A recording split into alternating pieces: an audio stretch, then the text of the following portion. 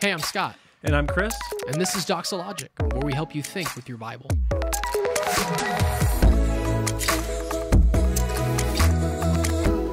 All right, here we go. We're going to Matthew 15, verses 21 through 28. Jesus appears to refer to a suffering Canaanite woman as a dog. How are we to rightly understand that passage? On face value, it seems harsh. It's kind of like, what up, dog? Is it, though? I don't think so. Oh, it's not? Let me read it. You tell me if that's what it's like. It's more of an analogy. Sup, dog? Yeah. I'll read it all just so we got the context here. And Jesus went away from there and withdrew to the district of Tyre and Sidon. And behold, a Canaanite woman from that region came out and was crying, "Have mercy on me, O Lord, Son of David. My daughter is severely oppressed by a demon." But he did not answer her a word. And his disciples came and begged him, saying, "Send her away, for she is crying out after us." He answered, "I was sent only to the lost sheep of the house of Israel." But she came and knelt before him, saying, "Lord, help me." And he answered, "It is not right to take the children's bread and throw it to the dogs." She said, "Yes, Lord, yet even the dogs eat the crumbs that fall from the master's table."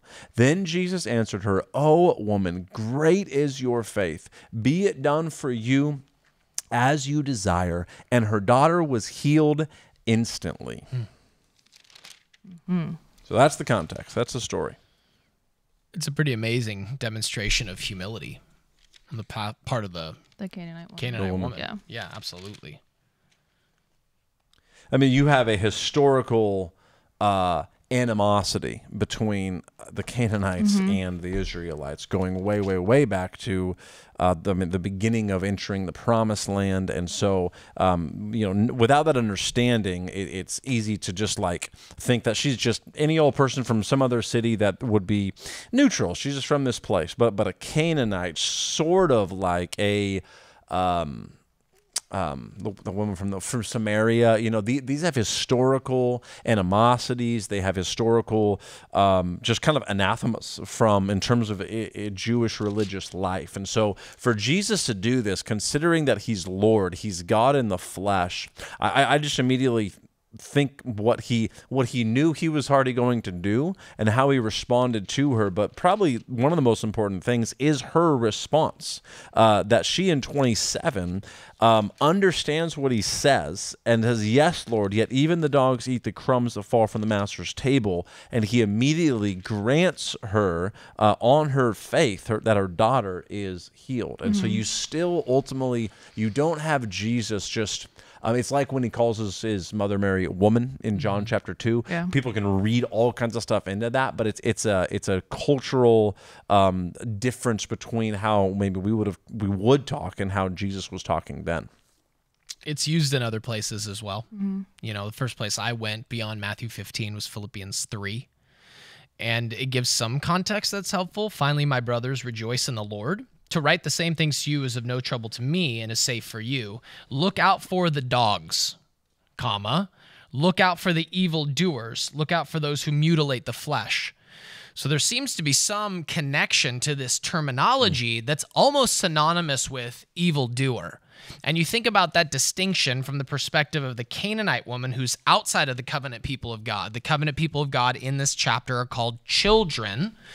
And those outside of that, and the Canaanite woman, rightly so, recognizes her pagan roots, recognizes that the difference of it, yeah. And that she comes from pagan roots, and recognizes in that humility, it would seem to be implied that paganism is ungodly, is wicked in that sense. And so there is definitely an exchange here that sounds harsher than it is, but it's really, it's like you said earlier in John chapter 4, it's like Jesus dealing with the woman from Samaria, from the woman Samaria. at the well. Yeah, so he comes and talks to her, and the first thing he goes after is, "Tell me, can you bring your husband here?" Well, that seems so. The first thing he wants to talk about. Let me get there. This is so fascinating. So they're talking about this water, right? And he goes, hey, I could give you some water that will make you never thirsty again. And everyone who drinks of this water, verse 13 of John chapter 4, will be thirsty again, but whoever drinks of the water that I will give him will never be thirsty again. The water that I will give him will become in him a spring of water welling up to eternal life. The woman said to him, Sir, give me this water so that I will not be thirsty or have to come here to draw water. So she's like, I want the water. And he goes, let's deal with your sin. Yep. It's the first thing he does. Jesus is so gospel-oriented, right? It's a good lesson for us to be like, hey, what can we learn from that terminology in Matthew 15? How are we orienting ourselves with unbelievers to get eventually to sin? Because you have to get to the bad news for the gospel's glory to shine rightly so against the backdrop of that darkness. And so literally in response to that, Jesus said to her, go call your husband and come here. Right. I want the water. Go get your husband. Huh? He outs her. He outs her. That he knows. Correct. Yeah. And the woman answered him, I don't have a husband. And Jesus is like, yeah, I know. You are right in saying, I have no husband, for you've had 5.